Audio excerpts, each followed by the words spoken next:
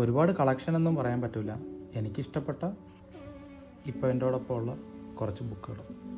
മീശ എസ് ഹരീഷിൻ്റെ കേരള സാഹിത്യ academy award കിട്ടിയ ബുക്കാണ്. വല്ലാത്തൊരു ഇഷ്ടമുണ്ടായിരുന്നു. പണ്ടൊക്കെ ഒരുപാട് വായിക്കുമായിരുന്നു, പക്ഷേ ഇപ്പോൾ വളരെ കുറവാണ് വായനയും ബുക്കും ഒക്കെ.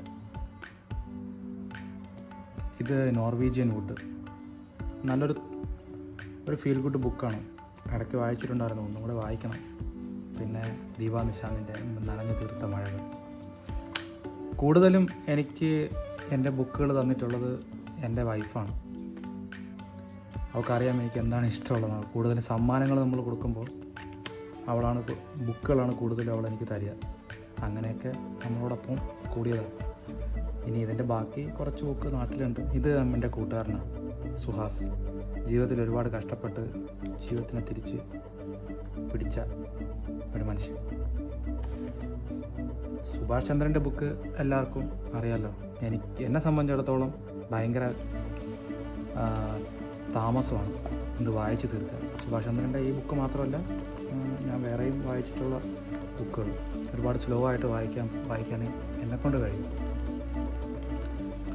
ബെന്യാമിൻ്റെ പ്രവാചകന്മാർ 2ാം പുസ്തകം, പെരുമ്പടവത്തിൻ്റെ ഒരു സങ്കീർത്തനം പോലെ. പിന്നെ ഇത് പിന്നെ എല്ലാവർക്കും അറിയാമല്ലോ, റാം കെറോ ആനന്ദി. നല്ല രസമായിട്ടോ ഇത് വായിച്ചു പോകാൻ. അക്കപ്പോരൻ്റെ 20 നസ്രാണി വർഷങ്ങൾ, അതും എനിക്കിഷ്ടമാണ്. Paulo Coelho. പിന്നെ പെരുമാൾ മുരുകൻ കീഴാളൻ, ഫേമസ് ആയ ബുക്ക് അറിയാമല്ലോ. ഇത് ഞാൻ നേരത്തെ പറഞ്ഞ സുഭാഷ് ചന്ദ്രൻ. പിന്നെ ഡിപ്രഷനൊക്കെ അടിച്ചിങ്ങനെ എന്തെങ്കിലുമൊക്കെ ഒരു വിഷമം വരുമ്പോൾ നമുക്ക് വായിക്കാൻ പറ്റുന്നതാണ് ഓഷോയുടെ ബുക്ക്, ഹർഷോന്മാദത്തിൻ്റെ കല. ഇടയ്ക്കിടയ്ക്ക് ഞാനിങ്ങനെ നോക്കാറുണ്ട്, വായിക്കാറുണ്ട്. ഇത് പിന്നെ വായിച്ച് കഴിഞ്ഞിട്ടില്ല, കുറേയൊക്കെ വായിച്ച് തീർക്കണം.